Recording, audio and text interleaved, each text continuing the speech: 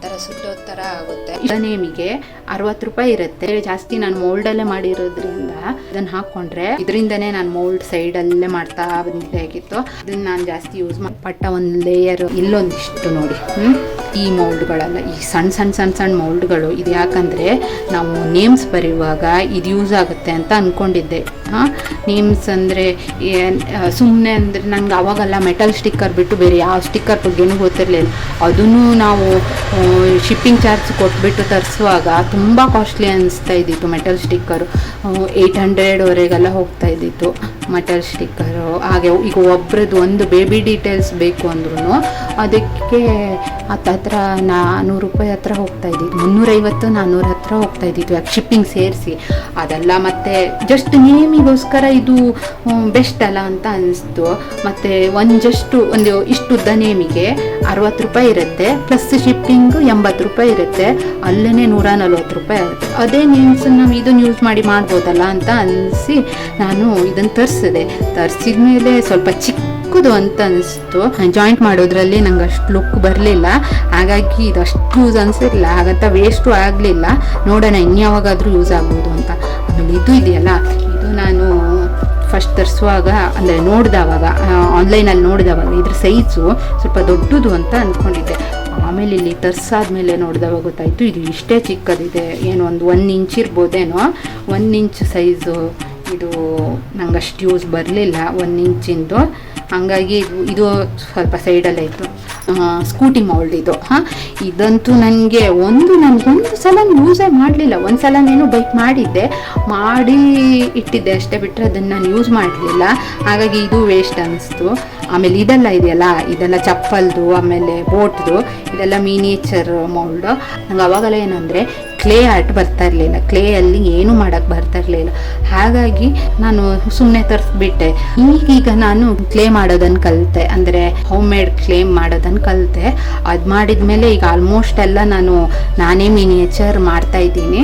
ಹಾಗಾಗಿ ಇದು ನನಗೆ ಯೂಸ್ಫುಲ್ ಅಂತ ಅನಿಸ್ಲಿಲ್ಲ. ಇದೊಂದು ಚೂರಾರು ಅಡ್ಡಿಲ್ಲ, ಇದಂತೂ ಅಷ್ಟೇ ವೇಸ್ಟು. ನಾನು ಕೊಟ್ಟಿರೋ ದುಡ್ಡು ವೇಸ್ಟ್ ಆಯಿತು ಅಂತ ಅನ್ನಿಸ್ತು. ನಮಗೆ ಏನು ಗೊತ್ತಾ, ಆನ್ಲೈನಲ್ಲಿ ಇಟ್ಕೊಂಡವಾಗ ವಾವ್ ಎಷ್ಟು ಚೆನ್ನಾಗೈತೆ, ಇದು ಮಾಡ್ಬೋದಲ್ಲ ಅಂತ ಅನಿಸುತ್ತೆ.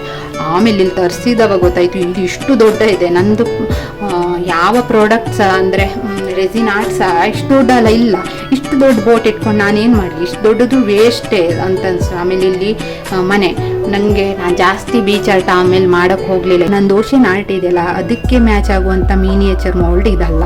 ಅಂದರೆ ನಂದೆಲ್ಲ 12 ಇಂಚ್ ಒಳಗಡೆನೇ ಇದೆ. ಇದೆಲ್ಲ ಏನಂದರೆ ಒಂದು 2 ಫೀಟ್ 3 ಫೀಟು ಅದಕ್ಕೆ ಮ್ಯಾಚ್ ಆಗುವಂತಹ ಮೌಲ್ಡ್ ಇದು. ದೊಡ್ಡ ಬರುತ್ತೆ ಮಿನಿಯೇಚರ್ ಥರನೂ ಅನಿಸ್ತಾ ಇರಲಿಲ್ಲ, ಅಷ್ಟಷ್ಟು ದೊಡ್ಡ ಇದೆ ಇದೆಲ್ಲ. ಹಂಗಾಗಿ ಇದು ತರಿಸಿದ ಮೇಲೇ ನಂಗೆ ಗೊತ್ತಾಗಿದ್ದು ಇದು ನಾನು ಯೂಸ್ ಇಲ್ಲ, ವೇಸ್ಟು ಅಂತ ಇದನ್ನು ಸೈಡಿಗೆ ಹಾಕಿದೆ. ಆಮೇಲೆ ಇದೆಯಲ್ಲ ಈ ಲೆವೆಲ್ಲರು ಅಷ್ಟೇ ನನಗೆ ಅಷ್ಟೊಂದು ಯೂಸ್ ಆಗಲಿಲ್ಲ. ನಾನು ಹೇಗೇಗೋ ಮಾಡಿ ಮ್ಯಾನೇಜ್ ಮಾಡ್ತಿದ್ದೆ. ಅಂದರೆ ಅಷ್ಟು ಕರೆಕ್ಟಾಗಿ ಲೆವೆಲ್ ಮಾಡಿಕೊಂಡೆ ನಾನು ರೆಸಿನ್ ಆರ್ಟ್ ಮಾಡ್ತಾಯಿದ್ದೆ. ಇದೇ ಬೇಕು ಅಂತಿಲ್ಲ, ನಮಗೆ ಗೊತ್ತಾಗುತ್ತೆ. ಒಂದು ಸೈಡ್ ಹಾಗೆಲ್ಲ ವಾರೆ ಆಗೋದಿಲ್ಲ, ತುಂಬ ರೇರು. ಅದು ಬೇರೆ ಜಾಸ್ತಿ ನಾನು ಮೋಲ್ಡಲ್ಲೇ ಮಾಡಿರೋದ್ರಿಂದ ಇದಷ್ಟು ಯೂಸ್ ಆಗಲಿಲ್ಲ ನನಗೆ. ಇದು ನಾನು ರೆಕಾರ್ಡ್ ಮಾಡೋಕ್ಕೆ ಅಂತ ತರಿಸಿದ ಮೇಲೆ ನನಗೆ ಗೊತ್ತಾಗಿದ್ದು, ನಾನೇನಂತ ಅಂದ್ಕೊಂಡೆ ಅಂದರೆ ಇದನ್ನು ಹಾಕ್ಕೊಂಡ್ರೆ ಹೊರಗಡೆ ವಾಯ್ಸ್ ಯಾವುದೂ ಕೇಳಿಸಲ್ಲ, ಬರೀ ನಾನು ಮಾತಾಡೋದು ಮಾತ್ರ ಕೇಳಿಸುತ್ತೆ ಅಂತ ಅಂದ್ಕೊಂಡಿದ್ದೆ ಆಗಿತ್ತು. ಆಮೇಲೆ ತರಿಸಿ ಆದ ನಂತರ ಗೊತ್ತಾಗಿದ್ದು ಇದು ಎಲ್ಲ ವಾಯ್ಸು ಕೇಳಿಸುತ್ತೆ. ಇದ್ರ ಬದಲು ನನ್ನ ಮೊಬೈಲಿಂದು ವಾಯ್ಸ್ ಇದೆಯಲ್ಲ ಅದೇ ಬೆಸ್ಟ್ ಅಂತ ಅನ್ನಿಸ್ತು.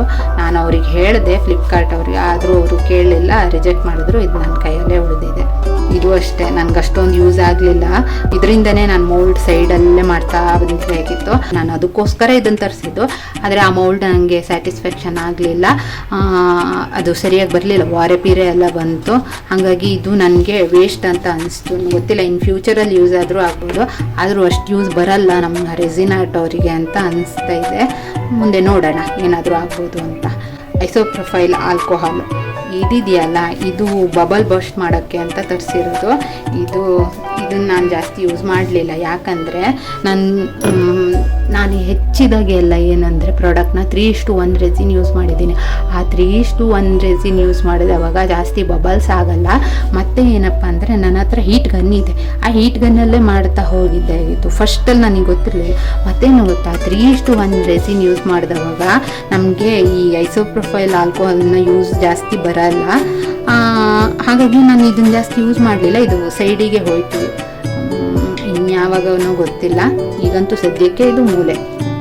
ಮತ್ತು ಈ ಬ್ಲೋ ಟಾರ್ಚ್ ಇದು ನನಗಷ್ಟು ಯೂಸ್ ಅಂತ ಅನ್ನಿಸ್ಲಿಲ್ಲ, ಯಾಕಂದರೆ ಇದರಲ್ಲಿ ಬೆಂಕಿ ಬರುತ್ತೆ. ರೆಸಿನ್ ಮೇಲೆ ಯೂಸ್ ಮಾಡಿದವಾಗ ಒಂಥರ ಸುಟ್ಟೋದ್ ಥರ ಆಗುತ್ತೆ. ಮತ್ತು ಇದು ಖಾಲಿ ಆದವಾಗ ಇದನ್ನು ಗ್ಯಾಸ್ ಫಿಲ್ ಮಾಡೋದು ಅದು ಒಂದು ಸ್ವಲ್ಪ ರಗಳೆ ಅನ್ನಿಸ್ತು. ಮತ್ತು ಆ ಗ್ಯಾಸ್ ಇದೆಯಲ್ಲ ಅದನ್ನು ತರಿಸೋದು ಅದಕ್ಕೂ ಮತ್ತೆ ದುಡ್ಡು ಇನ್ವೆಸ್ಟ್ಮೆಂಟ್ ಮಾಡಬೇಕು. ಇದರ ಬದಲು ಹೀಟ್ ಗನ್ ನಾವು ಆರಾಮಾಗಿ ಯೂಸ್ ಮಾಡ್ಬೋದು. ಹಾಗೆ ಇದು ನಂಗೆ ಅಷ್ಟು ಯೂಸ್ ಅನ್ನಿಸ್ಲಿಲ್ಲ.